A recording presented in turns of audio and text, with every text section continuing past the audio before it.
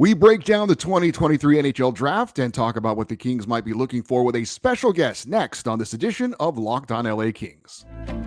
You are Locked On Kings, your daily podcast on the Los Angeles Kings, part of the Locked On Podcast Network, your team every day.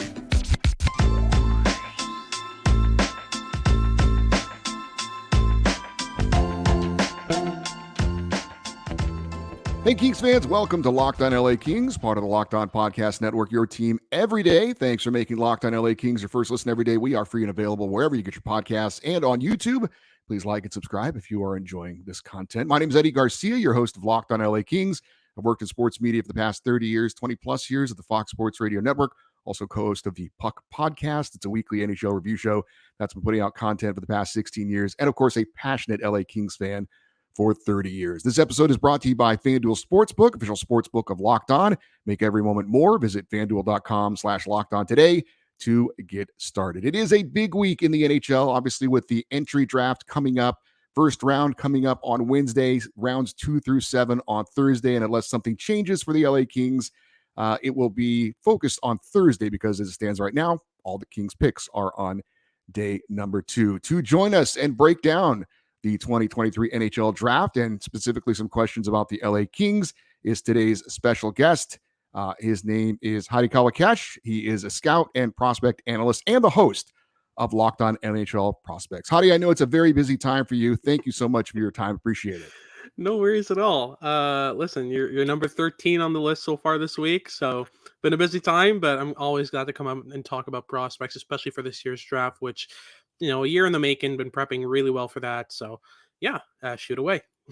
Well, obviously, I've got some very specific questions as it relates to the Kings, but I do want to ask you some general questions about the 2023 draft because frankly, I think most Kings fans are not very knowledgeable on amateur hockey, and I'm including myself on this because, look, we have no junior hockey teams here. We have no Division I college hockey teams in California. So with that in mind, what kind of draft is this in terms of depth, impact players available compared to recent drafts? Well, it's night and day compared to last year. So last year was a pretty kind of spread out draft. This one's pretty deep. I'd say there's about 40, 45, maybe even 50 first round talents in this year's draft. But the flip side of that is that the upside is a lot higher in the top 10, and there's a steep drop off after that. But really, this top 10 trumps a lot of top 10s in recent years. Really, really solid talent in the top 10, maybe 12, 13 as well. A center's draft really at the top end. With the likes of obviously Connor Bedard, Adam Fantilli, Leo Carlson. There's some top line center options up there. And, you know, it was touted as kind of not the best defenseman's draft, but that's changed over the year. There were a couple of risers, you know, guys like David Reinbacher who were kind of nobodies before the draft year, and now are flirting with top 10 contention. Guys like Dmitry Simashev, Axel Sandy-Pellikka. So not too bad for defensemen. And for netminders, I'd say you're getting most of your value at the earliest at the start of the second round. But there's still a couple decent options there. Well, definitely want to get more into that because the Kings have need in their organization in the goaltending position. I know last year was a big year for Slovakia in the draft. We've seen like Switzerland has been up and coming over the years as far as prospects available. Are there any certain countries this year that maybe you're sending some players out there that normally, you know, weren't heard from in the past? Well, I mean, definitely the Slovaks have had a decent year again, not to the quality of what we saw last year. That last year was probably the best draft they've ever had. But really in terms of, you know, Dalibor Dvorsky, Andrei Molnar, guys like Alex Chernik, you know, and the later kind of half of the first round and maybe even the start of the second, there's a couple really decent options. And even in terms of high upside, high floor picks, rather, there's guys like Maxim Strabak and guys like that are pretty interesting for Slovakia. But I'd say, you know, mainly it's a very, very WHL draft this year. The dub is very big in this year's draft. A lot of the first round picks that I have are from the WHL, and rightfully so. It's been a fantastic year for them draft year wise. In terms of countries, pretty spread out.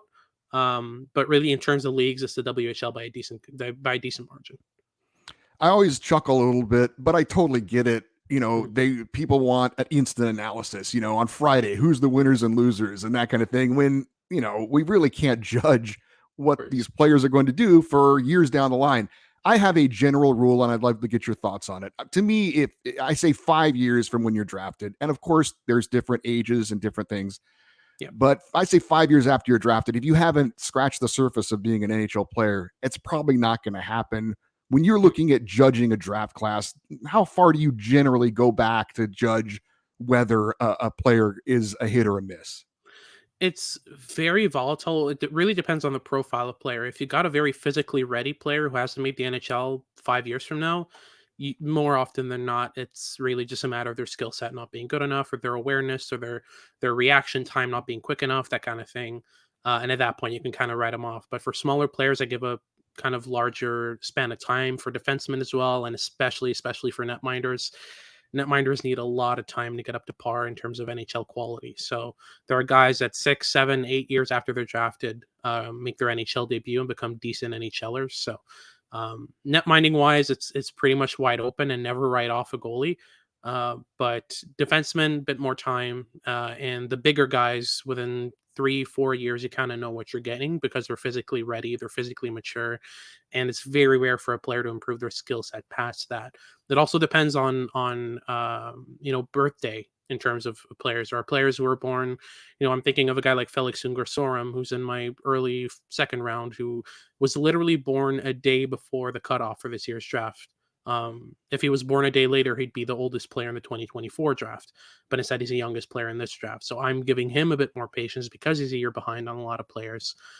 Whereas if a guy's born in October, September 2004, one of the oldest players in this draft, more runway, and less runway rather, and less time to develop their game into what their maximum will be. So there's a lot of variables, but I'd say the main thing I look at is if you're a big guy, physically ready, physically built, and physically mature. I'm thinking of a guy like Colby Barlow. Colby Barlow, within 3 years, we know what he's going to be, more or less, because he already looks like a 30-year-old. He looks like he owns a mortgage. It's ridiculous. So yeah. Is there any kind of trends right now as far as drafting, I don't know, U.S. college players, or are there any, there are things going on in the world, as we know, with Russia? Are there any trends as far as maybe looking to steer away from certain areas or anything like that you could share with us? Well, I know for sure that a lot of teams are concerned about the situation in Russia. I'm not too much. I think Russia's got bigger fish to fry than to keep players in their own country. There's this big concern around Matvei Michkov and him potentially not even being allowed to leave the country. I don't think that's really a problem. And there's a lot of that going on right now, even small things like we saw earlier reports of Matvei Michkov supposedly being evasive and not really being available for interviews and all that. I think he was in Bahrain on vacation, and that really was all it was. So I feel like there's a lot of panic going on around Russia, and that could lead to some players dropping when they shouldn't. Michkov, Simishev, etc. There's a lot of quality in Russia, and I feel like we could see a steep drop in the talent that comes over from Russia, in terms of where they get picked in this year's draft. Obviously, the NCAA is a really good kind of barometer for whether or not a player is ready. I'm thinking of Adam Fantilli, Gavin Brindley, Matthew Wood, a lot of players like that who are playing in the NCAA already at a level where they're facing 22, 23, 24-year-olds, basically grown men. So you can already see kind of the inklings of what they would look like at the pro level. It's kind of one less variable to worry about. The difference between Fantilli and Will Smith is Fantilli, we already know what he's going to do against men, whereas Will Smith will only know next year. So there's a tiny bit more uncertainty, which kind of dissipates when it comes to NCAA players. So that's one thing that I feel like teams are going to take into consideration and just be like, we're a bit more certain about this guy's projectability because we already know what he's doing against grown men, whereas a guy like Will Smith is only playing really against similar age competition. He's not playing above his age group. So there's really kind of less certainty about that profile. So I think that's another thing that plays into where players get picked. We're going to get specifically into the LA Kings and the 2023 draft in just a second here on Locked On LA Kings, your team every day. This episode of Locked On LA Kings brought to you by FanDuel. Make every moment more by checking out FanDuel. New customers get a no-sweat first bet up to $2,500. That is $2,500 back in a bonus bet if your first bet doesn't win. FanDuel has great promotions every day. It's safe, secure, and super easy to use. And when you win, you get paid instantly. There's no better place to bet on all sports than America's #1 sportsbook. Visit FanDuel.com/lockedon to get your no-sweat first bet up to $2,500. That's FanDuel.com/lockedon. FanDuel, official sports betting partner of the NBA. We've got more with Hadi Kalakeche, scout, draft analyst, and host of Locked On NHL Prospects. Want to get specific into the Los Angeles Kings for our audience. And I did want to ask you, Mark Yannetti is the longtime director of amateur scouting for the Kings. He's been in that position for many, many years. Was wondering, is there a reputation in the scouting community as far as what the LA Kings do draft-wise? Is it a positive reputation, or is there anything you could comment on how the Kings are viewed when it comes to drafting players? Everything I've heard about the Kings scouting philosophy and scouting mindset and the players they've picked has always been solid. Not afraid to trade up, not afraid to trade down. They come into the draft with specific targets in mind, more often than not, which is pretty interesting. A lot of teams just kind of go, okay, well, who's going to be available where we pick, and that's what they go based on that. They go in with a list. I feel like it's less of a draft list with LA and more of a shopping list where they're searching for specific players or specific profiles of players, and they kind of study the market, understand where that player is potentially going to go, and either trade up or trade down accordingly. I'm thinking of guys like Samuel Fagemo, who they picked up a couple of years ago by trading up, I believe, in the draft. That landed him a decent kind of option with Fagemo, a great goal scorer, that kind of thing. So yeah, the reputation with Yannetti and just the LA Kings scouting philosophy in general, from what I've heard in the industry, is pretty solid. Now, the Kings don't have a first-round pick. Unfortunately, as you've said, there are some very good talent in the first round, so they're going to miss out on that. They traded away their first-round pick in the Vladislav Gavrikov, Jonas Korpisalo deadline deal. Kings have one selection in each of the second, third, fourth, fifth, and sixth rounds going into this draft. When you don't have a first-round pick, and maybe you kind of answered this already, but is your philosophy, would it be just best available, or as an organization do you try and predict areas of need down the road? I mean, honestly, in the first round, I'm always in the best player available mindset. But outside of that, that's when you kind of start to address needs, because a lot of players, my tiers get wider and wider as the draft goes down. So, I already have a tier from 25 to 46 in my draft rankings. And from there, it's from the 50s all the way down to maybe the 70s or 80s. And then when you get there, it's pretty much wide open. A lot of players are similar in terms of upside or really similar in terms of certainty. So you kind of go, well, what do we need right now? Do we need bottom of the lineup NHLers, or do we need to take a big swing and try to get a guy who's high risk, high reward? I'm always the swing for the fences type of guy. I think that if you're not taking risks, if you're just trying to, pick up NHLers here and there that you could pick up in free agency on League Min or maybe a mill or two, I mean, what are you doing? The draft is the point of the draft is to kind of, that's where you swing for the fences and land, high value picks on in lower rankings. So, in terms of philosophy, I think that it's always smarter to go for the highest upside player outside of the first round, because maybe in the second round you take a couple swings on some guys who are, certain NHLers but don't have the highest upside. But once you hit the third, fourth, fifth, sixth round, it's just a matter of risk assessment. And I feel like there's going to be some players first that are going to slip. I'm thinking guys like Jaden Perron, other guys like that, Denver Barkey, players who are a bit more undersized but have more upside, have the potential to be a first or second line player. So that's kind of the direction that I would go personally.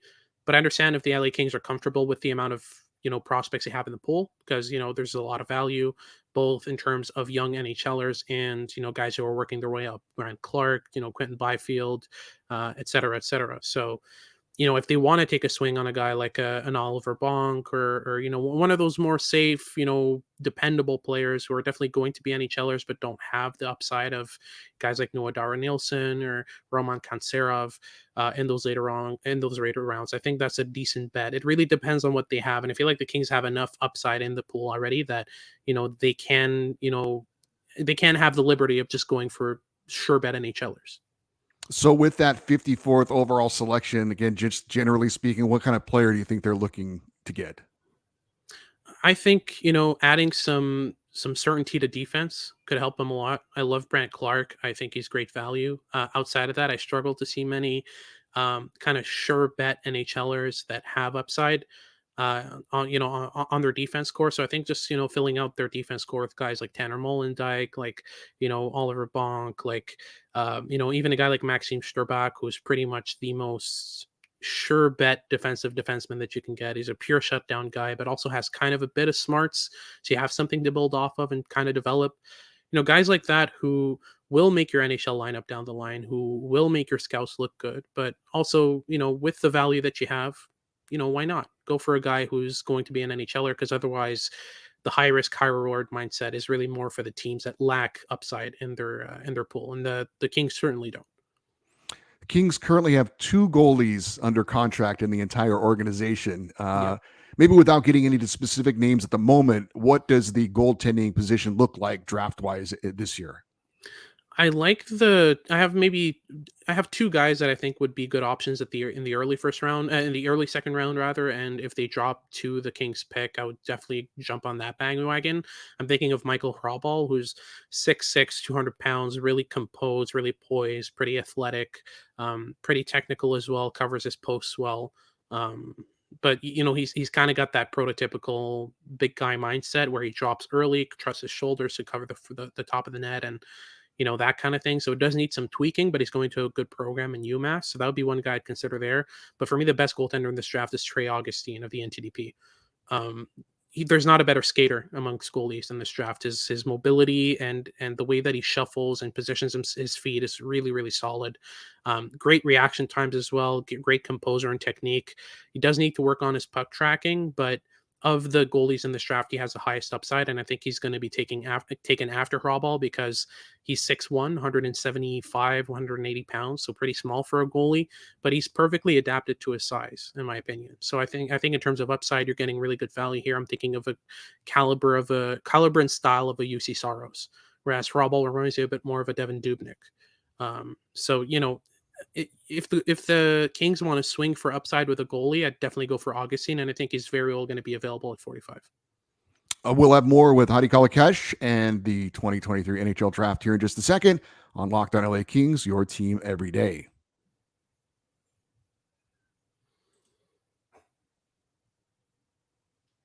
And there is still time, by the way, to check out our Locked On NHL 2023 mock draft special. Local hosts on the Locked On NHL channel made their picks, and our NHL scout, who you may know, Hadi Kalakeche right here, is breaking down all the selections. It's 3 shows covering the entire first round of the draft. Check it out on Locked On NHL on YouTube or your favorite podcast app. A couple more questions for Hadi Kalakeche. Should the Kings take a goalie with their first pick in the second round, or is there value and depth at the position that they could still get a quality prospect later in the draft? I think there's a pretty, in terms of quality, I'd say really there's 3 guys that I consider at the top end. So there's obviously Trey Augustine and Michael Hrabal, who we discussed already, and Jacob Fowler, who's up there as well. Really smart as a goalie, really technical, like his style. After that, there's a steep drop off though. So especially, if Augustine and Hrabal are off the board by the time they pick, wait. There are going to be options in the 3rd, 4th, 5th, 6th round that are worth it. But if Hrabal or Augustine are available at 45, that's the pick in my opinion, especially with the lack of goaltender depth in the pool. I've got them at 38th and 40th, Augustine and Hrabal respectively. So if they fall to 45, that's excellent value. There might be some better value picks, guys I have in my first round that might be available, but for me, based on need and especially based on the position of the pick itself, it's a great fit. But again, if they're not available, there are going to be options that are high risk, high reward in the 3rd, 4th, 5th, 6th round that could very well be worth a pick. Obviously, I scan these names, and they're frankly for me, they're just names. But one of them did catch my eye, Stephen Peck, because of where he's from. He was out of Avon Old Farms in Connecticut, the same school that produced a guy named Jonathan Quick back in the day for the LA Kings. And I did see a few mock drafts that had the Kings actually selecting him. We'll see about that. I did want to ask you real quick, if you don't mind. The Kings did pick up a goalie recently from the Buffalo Sabres in Eric Portillo. He decided after his career at the University of Michigan, he didn't want to sign in Buffalo, and the Kings were able to swap a 3rd round pick for his rights, and they ended up signing him. Is there anything you could tell us about Eric Portillo, who's the only other goalie other than Phoenix Copley is currently under contract with the Kings? Yeah, I mean, the composure on him is really high end. Really, really composed and calm in net. Loves to kind of anticipate play, get ahead of stuff and understand what's going on before it happens. His stint at the University of Michigan was solid, especially last year. He was one of the best goaltenders in the NCAA. This year it's been a bit rougher, especially having to compensate for a couple of guys who left the Michigan pool. Thinking of a certain guy named Nick Blankenberg who signed with the Columbus Blue Jackets. He was a really, really solid defensive option for them, and he was gone. Luke Hughes was their most utilized defenseman, and as we know, Hughes is very offensive leaning, which left a couple holes on rush chances, and that's kind of where Portillo struggles the most, is defending the rush. Kind of gets aggressive, misses some options in terms of cross ice passes, and gets beat easily that way. So he's definitely a goalie that needs a lot of tweaking and work. But I feel like he could be a decent option down the road, especially with some work on his skating, on his mobility, on his post to post movement, all that stuff. Definitely needs some tweaks, but I feel like he's got kind of that fringe starter kind of upside to him. So I don't think you'll get a pure bona fide starter out of Portillo, but a guy who can stop, hop in net and maybe play 35, 40 games for you in a season would be kind of realistic for him.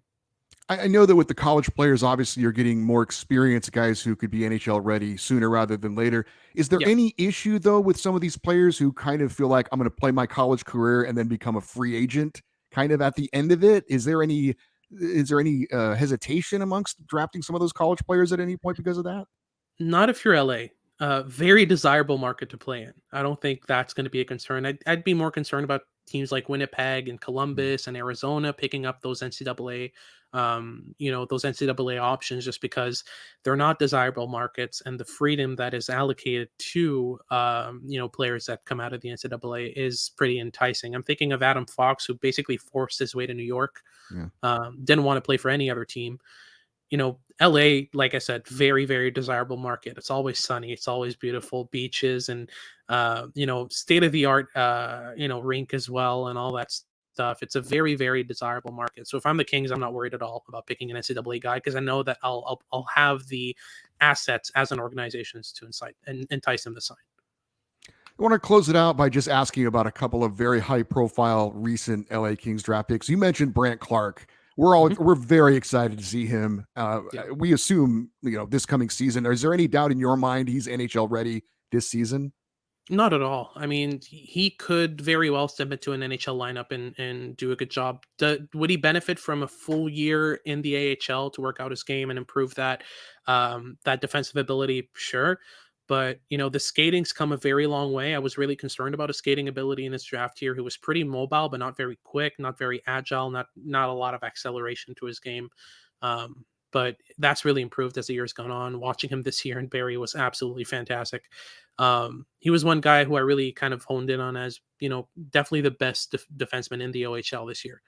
And that's saying something given the crop that's there, but really just the offensive acumen, the intelligence, the awareness, the distribution, the breakout passing. There's so many different areas of his game that are solid already that I would be pretty secure in, having him see an NHL lineup this year. Maybe not full time, because he does need a bit of work. But definitely seeing at least half the season in the NHL would benefit him, I think. And finally, Quinton Byfield has been a very polarizing player here in LA. When you're the second overall pick, there's obviously huge expectations. But as you talked about, taking time, he's a bigger kind of gangly guy, and I think the word coming out of the draft was he was going to take more time. Yep. And their patience appears to be wearing thin amongst some fans. Is it in your mind? He's 20 years old still. Is there still hold off before we crush the judgment on Quinton Byfield, or are there some legitimate concerns about his lack of production? I want you to, if you're a Kings fan and you're skeptical about Quinton Byfield, I want you to save this. By the time he's 24, he's going to be the best player on the Kings. I have very little doubt about that. He is electric with the puck. You rarely see a big guy like him move the way he does and have the awareness with the puck that he does. It's flashes right now because he's struggling to keep up in terms of his skating with the NHL. He's always had kind of a very hunched over stance, and that's because of his size. And that was always a concern for me, but I've been less and less concerned with that because players with, not everyone has a perfect stance in the NHL. Not everyone has a perfect posture in terms of skating or the perfect stride depth or the perfect, crossover usage or etc. But players make it work, and Byfield has the intelligence to make it work. I'm very, very confident in his ability to up his game by the time he's 24, 25 and become the top line pivot that I know he can be at the NHL level. Great stuff. That is Hadi Kalakeche. He is your host of Locked On LA. Excuse me. He's your host of NHL Prospects, Locked On NHL Prospects. Yep. You can check out his show Monday through Friday on YouTube and wherever you get your podcasts.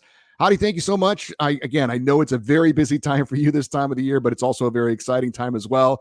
Appreciate your insight on everything, and thank you so much. Enjoy the draft. No problem. Thanks for having me. All right. Hope you guys enjoyed that interview. I know I did, and feel a little bit smarter about what's going on with the NHL draft and for the LA Kings.